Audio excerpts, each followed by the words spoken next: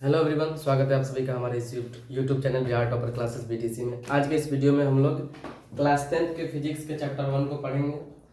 Chapter 1 से संबंधित जो 2026 में पूछे जाने वाले सवाल हैं, वही संभावित सवालों को यहाँ पर किया जाएगा। सवाल क्या कह रहा है, जरा ध्यान से समझिएगा। उत्तल दर्पण के क्या क्या उपयोग हैं, या उत्तल दर्पण के उपयोग को लिखिए। 2 नंबर में सवाल पूछता है। अवतल दर्पण का भी पूछता है, तो पहले उत्तल दर्पण को देखते हैं, फिर उसके बाद में अवतल दर्पण को देखा जाएगा। दर्पण को अगर देखा जाए, गोलीय दर्पण को, तो गोलीय दर्पण जो है 2 प्रकार का होता है। एक होता है अवतल दर्पण और दूसरा होता है उत्तल दर्पण। तो हम लोग अभी यहाँ पर उत्तल दर्पण के उपयोग को पढ़ेंगे कि उत्तल दर्पण का उपयोग कहाँ कहाँ किया जाता है। जरा गौर से देखिए। पहला कह रहा है, बाजारों एवं गलियों में लैंपों का प्रकाश उत्तल दर्पण से परावर्तित होकर अपसारी किरण पुंज के रूप में सड़क के काफी क्षेत्र को प्रकाशित करता है। ये थोड़ा लैंग्वेज जो है अच्छे से समझ में ना आया होगा, फिर से एक बार समझिए। कह रहा है, बाजारों एवं गलियों में लैंपों का प्रकाश उत्तल दर्पण से परावर्तित होकर अपसारी किरण पुंज के रूप में सड़क के काफी क्षेत्र को प्रकाशित करता है। यानी कहने का अर्थ ये है कि गलियों में या फिर सड़कों पर जो लैंप लगे होते हैं, वो लैंप में, उन लैंपों में उत्तल दर्पण का प्रयोग किया जाता है।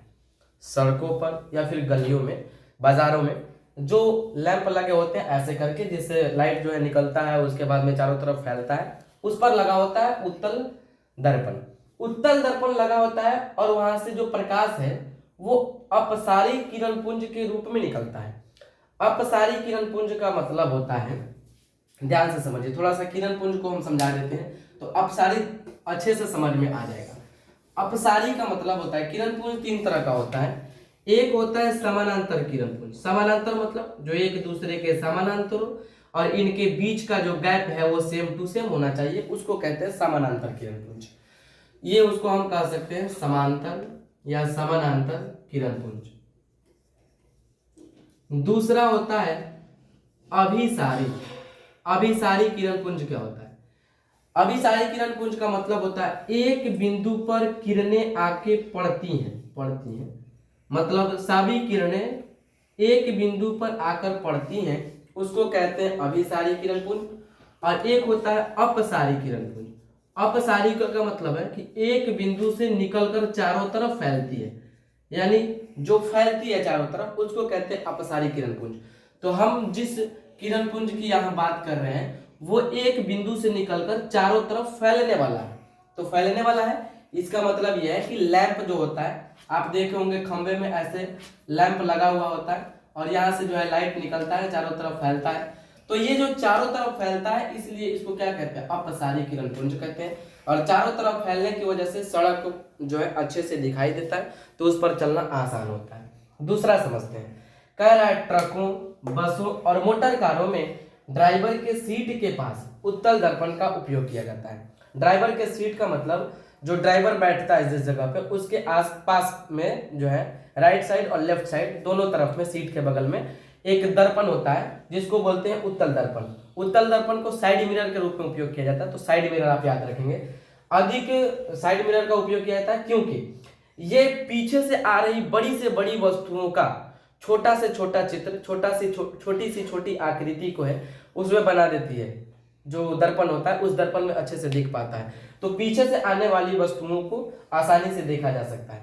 एक सवाल ये है कि एम्बुलेंस की गाड़ी को आप कभी भी देखिएगा तो एम्बुलेंस की गाड़ी को बाहर से देखने पर ऐसा लगता है कि एम्बुलेंस का जो नाम है वो उल्टा लिखा गया है। तो सवाल ये है कि एम्बुलेंस का जो वो नाम है उल्टा लिखा हुआ, वो आखिर में क्यों लिखा जाता है? आप लोग इसका जवाब कमेंट में।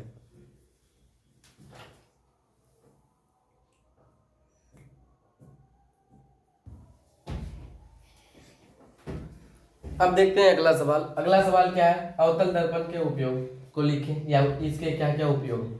अभी हमने उत्तल दर्पण को समझा, अभी अवतल दर्पण को समझते हैं। अवतल दर्पण का उपयोग हजामत बनाने में किया जाता है। हजामत का मतलब अगर कोई सैलून वगैरह में जाता है तो दाढ़ी वगैरह या बाल वगैरह कट करवाता है, तो वहाँ जो मिरर लगा होता है, वहाँ जो दर्पण होता है, उस दर्पण को आप अवतल दर्पण कहेंगे क्योंकि वो अवतल दर्पण होता है और बड़ा होता है, उसका द्वारक बड़ा होता है, इसलिए वो सामने बैठने वाले व्यक्ति की बड़ा प्रतिबिंब और सीधा बनाता है, यानी सीधा प्रतिबिंब उसमें बनता है और ठीक ठाक दिखता है, जिसकी वजह से बाल काटने में आसानी होती है। दूसरा समझते हैं, कह रहा है आँख, नाक, गला और दांत।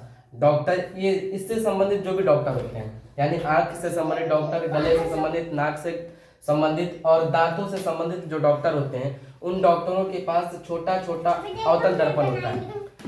छोटे छोटे अवतल दर्पण होते हैं और उन छोटे छोटे अवतल दर्पणों की सहायता से वो जो है गले को, दांत को या आँख या फिर नाक की जांच करते हैं कि इसमें क्या परेशानी है, यानी डॉक्टरों के पास वो होता है। तीसरा नंबर है लैंप में, लैंप वगैरह जो टेबल लैंप होता है, फिर सर्च लाइट होता है, इन सबों में जो है अवतल दर्पणों का उपयोग किया जाता